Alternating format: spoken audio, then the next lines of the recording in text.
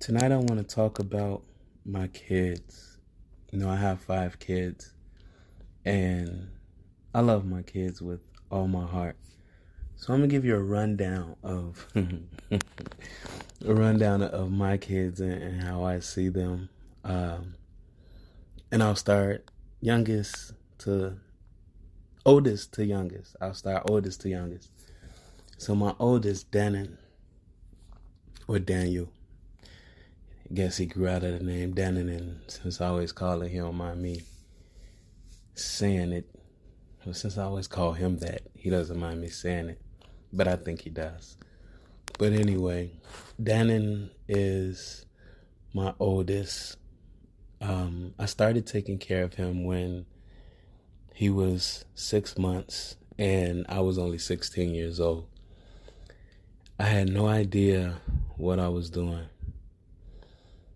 Denon used to cry. That was really frustrating to me because I was so young, trying to take care of a child. I had no idea what I was doing. I had no idea how to be a parent, an actual parent. He used to be super athletic. Sorry, Dana. He used to be super athletic, right? He could play any sport that you could think of. He was a really good football player. He could play baseball. He could just do it all, and he grew up in Chicago where, the streets of Chicago are tough, rough. And instead of continuing to play sports, he started staying in the house and playing video games. So he's really good at playing video games. He has a YouTube channel. He is a really good competitor on the console, like for real. When when he lived with us, you could hear him screaming any time of the day in any part of the house, and he's playing that game. So a little bit more about Dana. When he was younger, he would not let this pacifier go, and I think he was maybe 3 or 4 before we started to let it go. And it was hard because he would cry without that pacifier, and I'm not even really sure how we broke that habit, but that was amazing. He is my boy. He's not biologically mine, but I could see me in him a lot of times. He doesn't take like crap off no one. And even though he stayed in the house, he's not a punk. He's not afraid of anyone. And I admire that about him. When Denon was 5, it was put in a tough situation for the both of us. And because he's not biologically mine, I had no rights to him. And me and his mom wasn't together. And I was getting ready to pick him up. And his mom told me that she was getting married and she had a jealous boyfriend or fiance or whatever. And I couldn't take care of him anymore. That was such a crushing moment for me. I sat there with him as long as I can and watched him and his cousins play the game before I couldn't take it anymore. It was a heartbreaking situation for me. It had already been 4.5 years since I started to claim him as mine and was raising him as mine, and we had grown a lot together within those 4.5 years. I got his name tattooed on my arm, and I remember his mom having a problem. Well, everybody except for me had a problem with this because nobody knew or nobody felt what I felt for him, you know. And my mom had a problem with it, but could nobody tell me anything? You know, that was my boy, that was my son, that was my first son. And we lost contact with each other for about 5 years. Nope, that's not even all the way true, because maybe a year and a half, 2 years later, his mom bumped into one of my cousins and was asking for my information. And, you know, I didn't understand why, and I gave her a call. And, you know, she told me that she wanted me back into Dana's life. And I ended up picking him up for one weekend. And we had fun. You know, we had a family get together that weekend, and I took him back home. And, you know, one thing that kicked in and bothered me was a fear of it happening again. So I told her that, you know, that it wouldn't work out, you know. So I'm accepting responsibility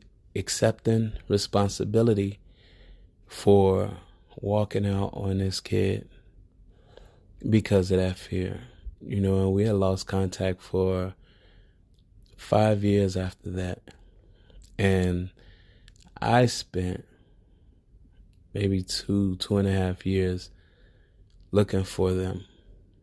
I was looking on Facebook and MySpace, and for some reason I just couldn't find them.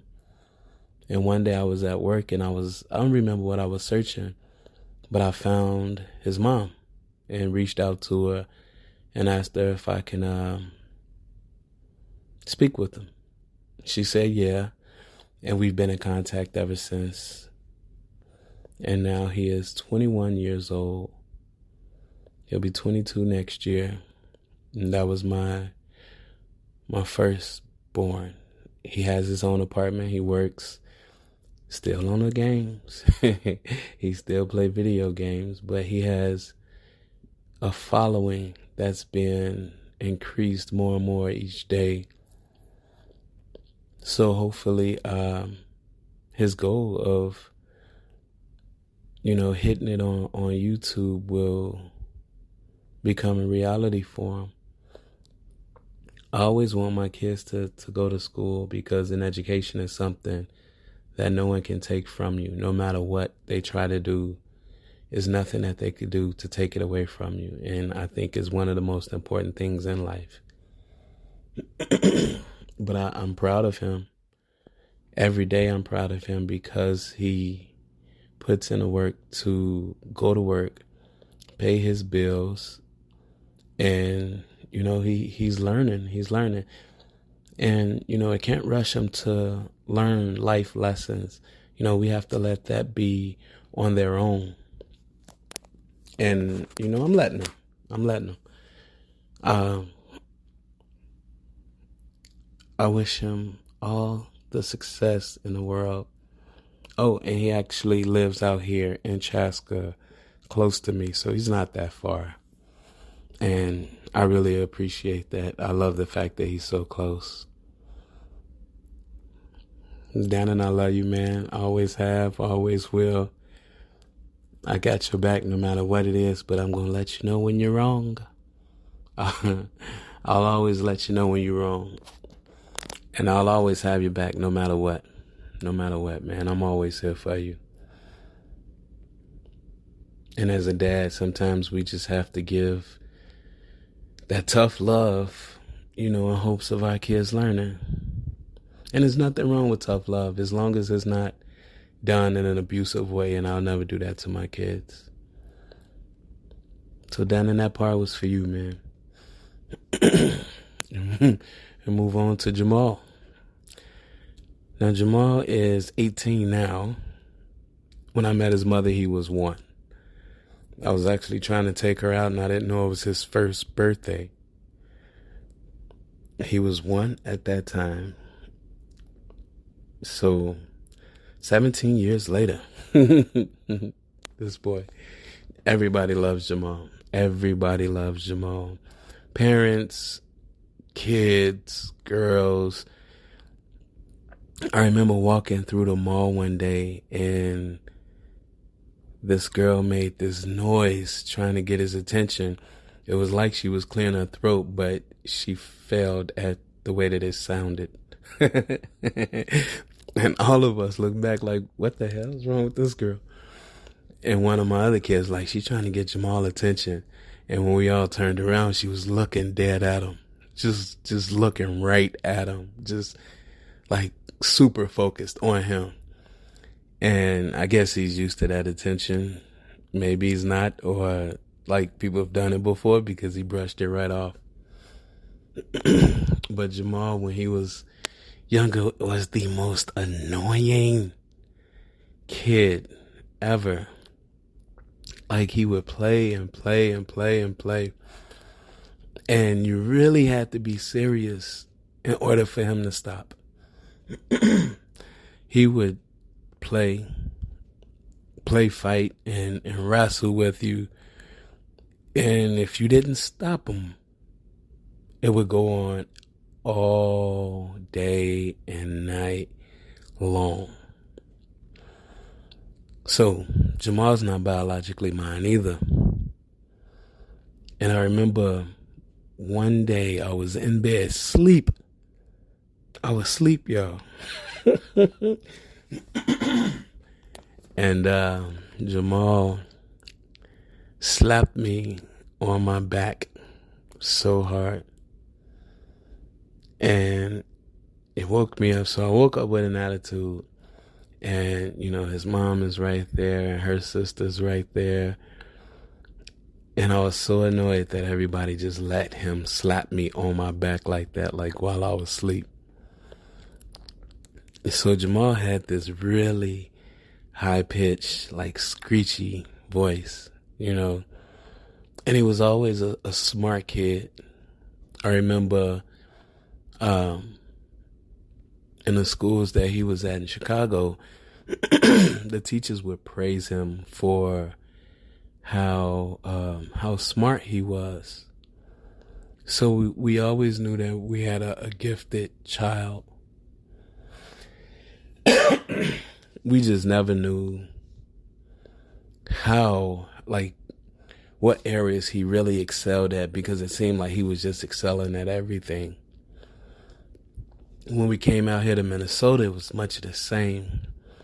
You know, he was just smart. Like, for no reason, he was really good at math. And, you know, we felt like things were easy for him. And we wanted him to be challenged more. You know, and when we moved to Chaska, we found that challenge. You know, he was still really smart and he was still getting good grades. And so we knew, like, you could challenge him. It could be easy. It didn't matter. Whatever you threw at him, he was going to tackle it. And he is really athletic as well. He is naturally good at baseball, like so good at it. And he doesn't like baseball because it's too slow. You know, he's a super. He's a super energetic kid. Like, he doesn't have ADHD or anything. He just has a lot of energy, you know, and I get that. You know, some kids are like that, and I don't really think that is ADHD. I think kids just have a lot of energy, and that's it, you know. And in high school, his grades started to slip a little bit. And I don't think that it's because things are too hard for him. You know, I honestly think it's because he doesn't apply himself as he should. And I think, well, I would love it if he just put himself into everything that he knew he could do. He played football, and this year they won state champs. Congratulations, Jamal and the Chaska Hawks, for winning the 5A state champs football with 46 seconds left on the clock. And talk about that game in a little bit. My nerves still get up there. Still get anxiety when I talk about that game or I think about it. But yeah, we watched Jamal start playing football, and he really liked football. And before every season, he used to say, I'm finna crack me somebody. But he was afraid to get hit. My wife couldn't see it, but I could. He was afraid to get hit, and it was hilarious. But it used to piss me off. It's like, dude, you could get so many more yards if you just take that hit or you try to run through it. You can get yards. You might even break that tackle, you know? And he was really good at basketball. We watched him play 5 years? It was like 5 years on the team.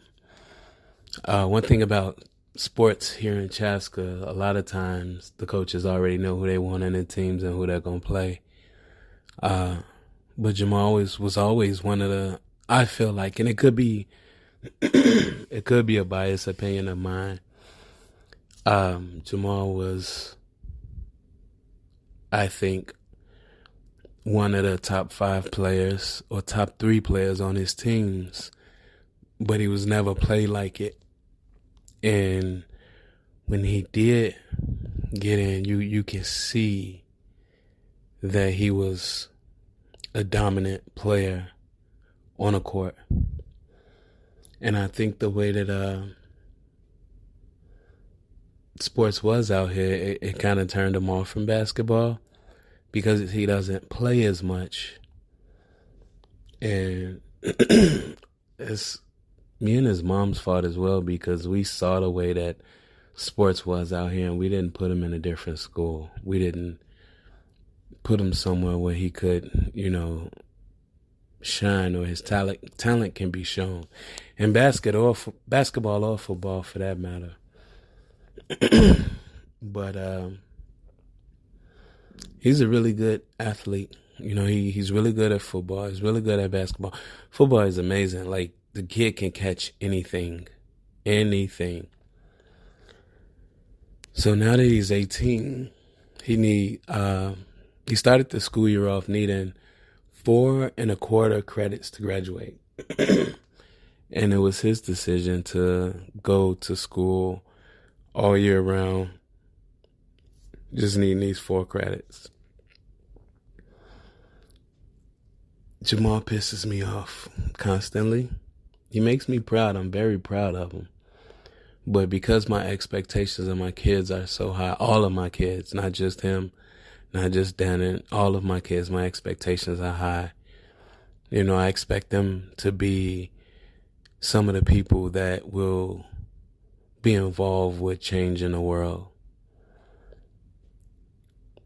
I know Jamal doesn't apply himself the way that he should, and I know his grades can be so much better than what they are.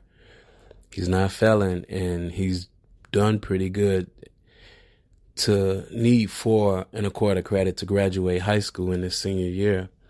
He's done good, but I know he can do better, and I just need Jamal to know that he can do better. Jamal is my wife's golden child. So, and his birthday is in September all by himself. So, he gets things that the other kids don't get. If it was up to me, they have the same type of parties. What one have at their parties, the other one have at their parties. I just think that it should be that way. But that's my wife's golden child. That's her baby. That's her only biological son, and that was also her firstborn until the twins came along. Now, Jamal is finishing up his senior year, and I'm expecting huge things from him, once he graduates and starts his journey into the outside world. I'm expecting really big things from him because I know he can achieve those things. I'm very confident that he can achieve those things. Jamal, I love you. And I know I'm hard on you sometimes, but I believe in you so much. And I know you can be great at whatever you do. Don't let the way people think about you go to your head. Stay humble, remain humble. Remember where you came from and remember some of the things that you've seen us go through as far as like struggling or whatever. Always put yourself in an opportunity to be in a space to be successful. You'll be all right. I know you will. All right. I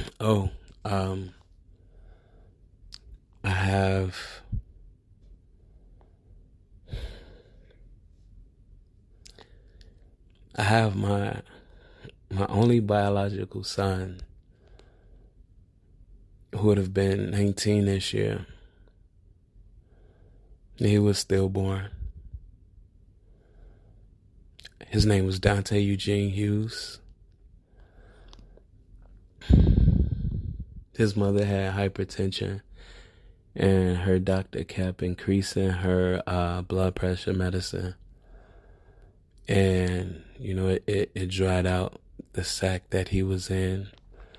So he was stillborn with an enlarged brain, an enlarged heart, a hole in his back.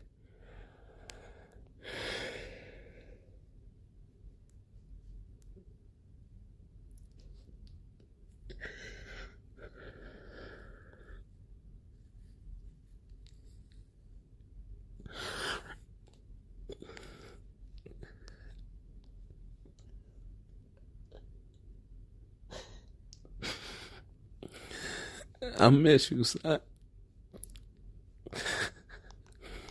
I wish you had this opportunity just to see what life is.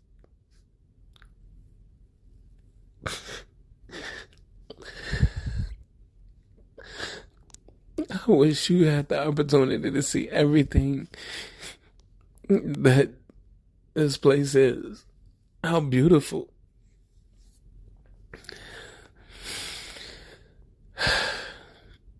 How beautiful.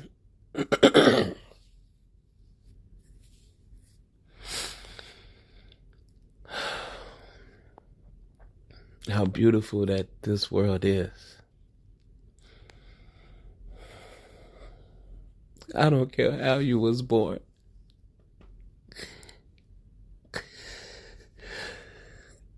I just wanted you.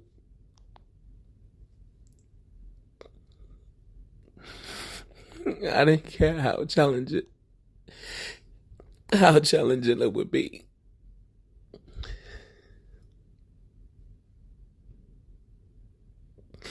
I was willing to go through anything just to have you.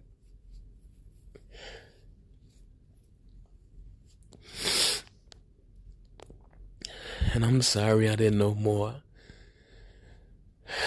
about what a doctor should and shouldn't do that could have possibly helped you not have those things. But but God knows best, and we trust that.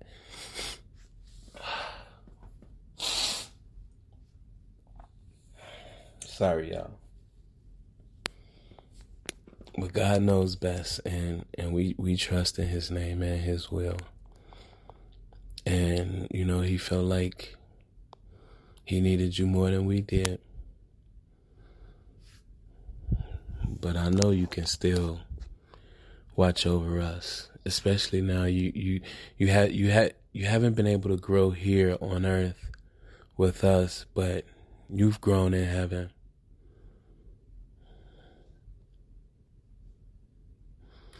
"19 years later. I love you, man. I do. I called Dante my firstborn second because he would have been right after Denon. Dante, I love you. I really do wish that you had a chance to see everything that life has to offer. And I wish that I could have seen everything that you were. You know, I have visions of what I thought you would be.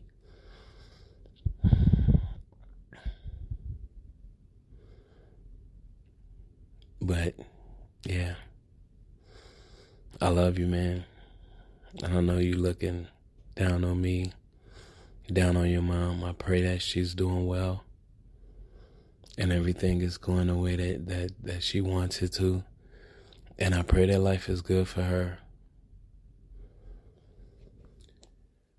Oh, man. So that was my biological son. All right. So now we have my twin girls, Nevaeh and Denon.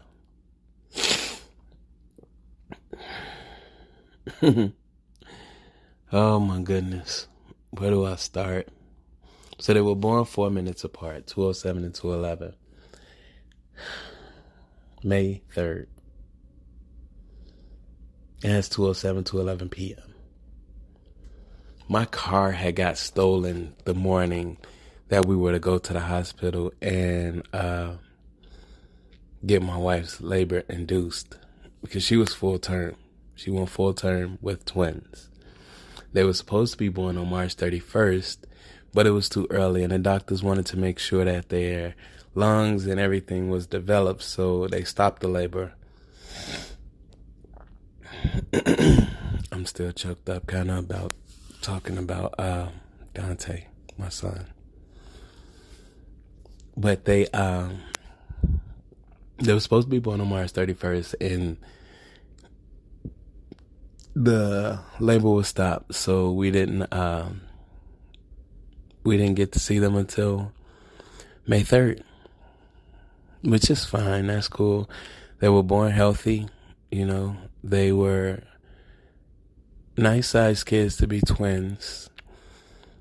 Denon is the youngest. Denon is the oldest. Denon is this little.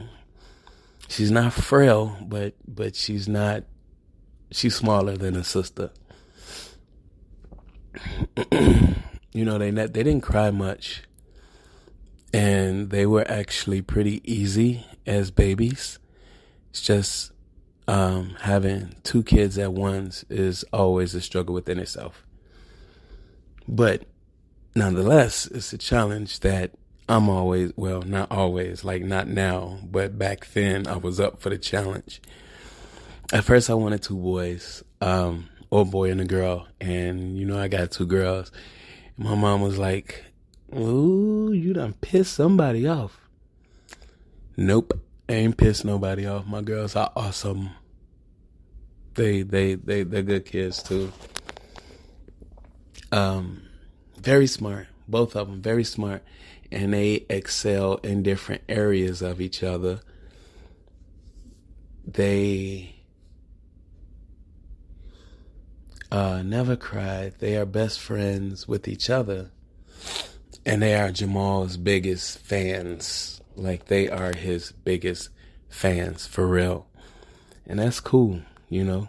I love it that they support their brothers like that. They used to cheer for him on the sidelines, like in the bleachers with us. And this year they actually became cheerleaders to further support him down on a football field. And that was pretty awesome. So Dania is the quiet one. She doesn't say much. She doesn't really let you know how she's feeling. But Dania has this, how do I say it? She is very outspoken and doesn't always know when her words may be hurtful, because she's speaking her mind and it's not to hurt you. So she doesn't always know that sometimes her words can be hurtful to people. So we've told her about that, just to be conscious of it, to be aware of it. But she's very outspoken. I love that part about her. One thing you want people to do is know what's on your mind, or know how you feeling, and you don't have to worry about that with Dania. She will let you know. She will let you know. She has no problem with it, and I love that about her. Dania is a little outspoken. You could tell she's the younger sister at times because she acts like it. And that's fine. Keep being the younger sister. That's what you're supposed to do. Be annoying sometimes. It's like having a younger brother. Younger brothers are annoying sometimes. But Dania used to poop like no other baby when she was a baby. And yeah, you could smell it from anywhere. Like you can be on the south side of Chicago and she's on the west side of Chicago. You smell it. It was bad. Yeah, oh my goodness. And if you didn't catch her in time, she would wipe it all over the baby bed, the wall, her sister. She put it everywhere. But Dania, she's a really good kid, and she's really smart as well. They're in 10th grade right now, and she got her first B maybe 2 years ago and was a little disappointed about it. So we had to talk to her about that, because we didn't want her to put that kind of pressure on it. If she got a B, that it is not that bad, and it's okay to get a B every once in a while if that's what you don't want. If you expect all A's out of yourself, I didn't want her to put that kind of pressure on herself to where a B is like a failing grade or something, so that was something we had to talk to her about. And we did good with it. And, she's in a good place. Both of the twins played softball and was very good at it. Dania was an inside the park home run hitter constantly. Dania was the bunter that was going to get to first base no matter what. You had to have somebody on your team that had a very strong arm, because Dania had wheels. Well, she has wheels. Dania also had wheels. If the ball went past second base while Dania was up to bat, we knew it was an inside the park home run, no matter what. Inside the park home run. She had jets. She has jets. Dania didn't hit as hard as Dania, but she found her rhythm. I remember one year she would hit it down third base intentionally and just book it to first base, sometimes second. If you overthrew that ball to first base, Dania was coming home, and sometimes it was off a bunt. They played volleyball for a while, and they wasn't playing with beginners. They was playing with people who have been playing for years. So I think that kind of turned them off from volleyball. They don't play anymore, but I think next year they'll play. What else did they play? Volleyball. Oh, they run track. So they started running track in 8th grade, and they started for the high school. They got their first letters of high school in 8th grade. They were pretty good. I think in 8th grade they were like 23 and 24. And this is at a high school kid. Well, I guess not out of all high school kids. But one thing about high school here is you're not just going up against freshmen or other 8th graders or sophomores or juniors or seniors. You're going against everybody. And the heat that you're in just decides how fast or slow that you are. So I was really proud of them when they started to run track in high school and lettered in 8th grade for track. You know, they thought that they wasn't that good because they wasn't getting first and second place all the time. But, you know, we had to let them know about the competition that they're facing. It's like, these aren't 8th grade girls. You're racing girls in higher grades than you are. So, yeah, some of them are going to be faster than you are. This past year, Denon found a new love. So she throws discus, shot put, and they let it again last year.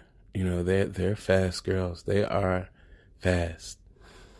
So once we start to get closer to senior year, you know, I expect them to be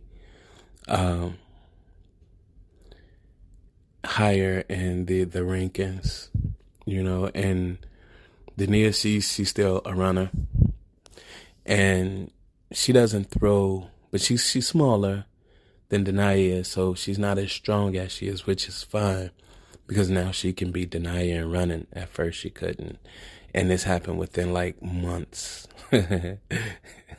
Denon thought she had gotten slow. It wasn't that. She's still fast.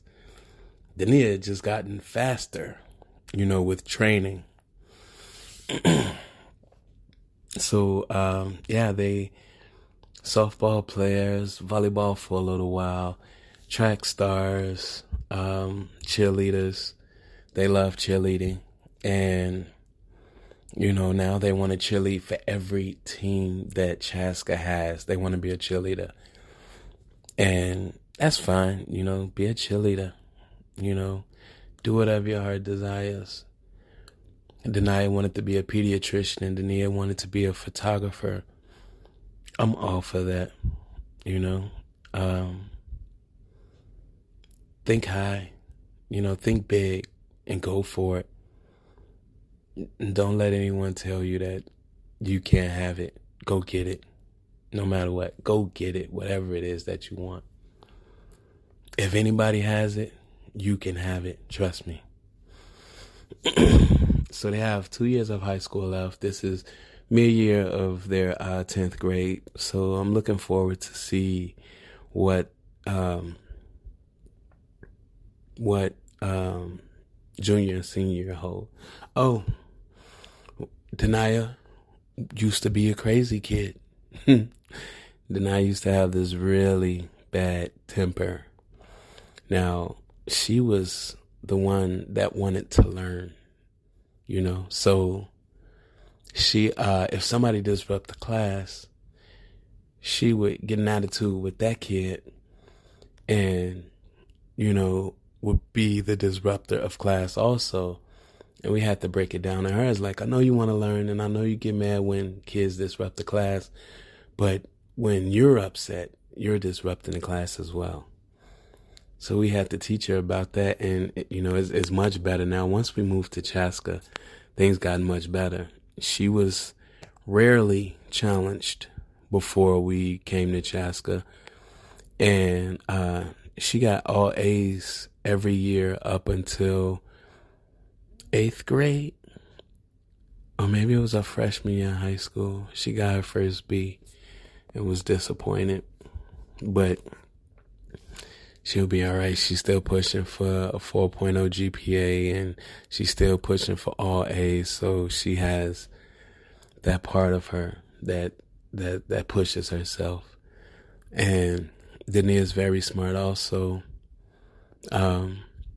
She can apply herself a little more, But when she see her sister getting like straight A's, she wants to. And a couple times she's pushed herself to it and she's gotten it.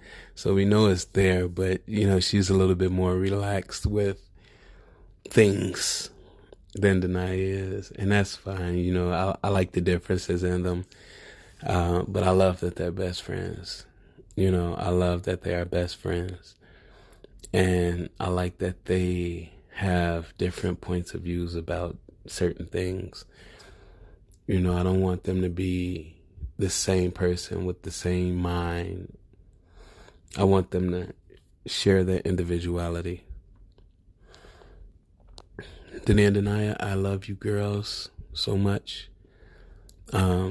Just like Jamal and Denon, I expect great things out of you. I know you can go far, and I expect you to go far, and I hope you have that belief in yourselves that you can also go far. All right. Nevaeh. Nevaeh is my youngest. She's 9. She is not with my wife. I don't know if you've listened to any other podcast and heard me talk about it, but my wife and I had a breakup for about 2 years, and I got someone else pregnant. And Nevaeh Angel Hughes Mitchell. Oh my God. I wanted her name to be Nevaeh Ashanti Hughes. I think that's a beautiful name. Nevaeh Ashanti Hughes. I have all of my kids tattooed on my body. All of them. Nevaeh is a talker. So she's like me. She's a talker. She will ask you questions. She will talk your ear off. She loves YouTube. She is so smart. She is so smart. Now, interesting situation with Nevaeh. I explained this in an earlier podcast, but when she was 2, I didn't lose communication with her mom, but when we would come to Chicago and I would want to see her, I wouldn't get replies to my texts. I wouldn't get replies to my phone calls until the day I was leaving. And that went on for 7 years. So before this year, I hadn't seen my baby since she was 2. I had many of frustrated nights about that, and I've cried tears about her. But I saw her this year in August for the first time in 7 years. And the first thing we went and did was went and got her a phone. So we had no reasons to not keep in touch. I do my part. I send money. Even sometimes when it's not for her, if there's a problem with a bill, and this is something I got from my wife, I would help out with that bill because that's a space that my child lives in. And, I don't want her to go without with anything, And her great grandmother just passed, so my condolences. And, I pray that you all are in a good space as a family, helping each other grieve the loss of her. But Nevaeh is, one day I sent her some money, and no, it wasn't money. I bought her shoes, bought her some Vans. They were some nice little colorful Vans, and she was thanking me. I'm like, you don't have to thank me. I'm supposed to do this as your parent. I'm supposed to buy you things. I'm supposed to be there for you. I'm supposed to do my part. And she's like, well, if you're not thankful for the things that you have, you may not get them one day. So I have to be thankful for everything that I get. And that was like one of the most touching moments in my life for a kid. But she's really smart. And it'd be nice if they could find a space to just settle down. I'm glad they're out of Chicago. They're in Indiana now. But she is so mature for her age. Like we say, like someone's been here before. She act like she's been here before. She appreciates everything. Like she literally appreciates everything. And she has no problem telling you. And I love that about her. I love that about her. She won't miss anything. And she'll catch all her blessings because she's so appreciative. I love that about her. She is a little emotional, which is fine.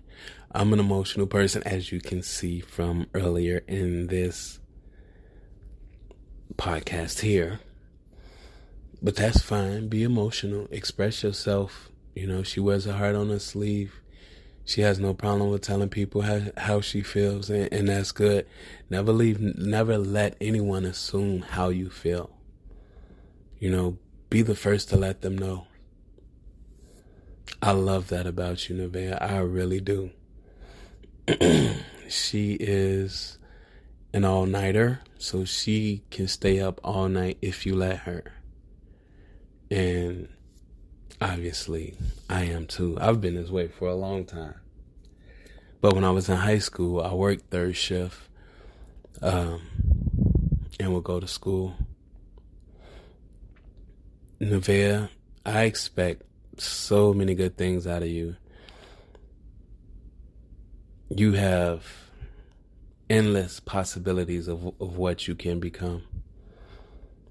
Nevaeh doesn't really have her mindset on what it is she wants to become because she wants to become everything. And that's fine. Become everything. Become everything. Be a little of everything. I don't care what it is. You know, go for it. It's yours. Take it. Take it the right way, though. I can't wait to see what the future holds for you, Nevaeh. But I know it'll be awesome. I know it'll be really good for you. And I'm always here. So, to all my kids, I love y'all so much. Y'all are the reason why I wanted to make me better for me so that I can be better for y'all. I want y'all to see how I am so I can be what all of you think as a good person, a good man, a good father, a good husband. I want to be that model for y'all. And that's what I work on being all the time. I want to be that example for you. You know, I expect great things out of all of you. Each and every last one of you. I expect you all to be passionate. I expect you all to care about whoever's standing next to you, even if you don't know them. I expect you to be courteous and respectful, not just elders, but respectful of everybody. One thing that you will have to know is that everybody won't always be respectful of you, but I don't want you to let anyone change who you are, especially to match who they are, because I don't want you to become a different type of person. Keep moving forward. Keep your eyes on your goals and what it is you want out of life. You go get them. You work toward better goals. You work toward making yourself better all the time. Keep moving forward. If you're standing still, you're moving backward. I love all of you so much. I wouldn't want any other kids. I wouldn't want any of you to be anything other than you're not already. You know, I want you to learn your own experiences. get what life is showing you, and roll with it.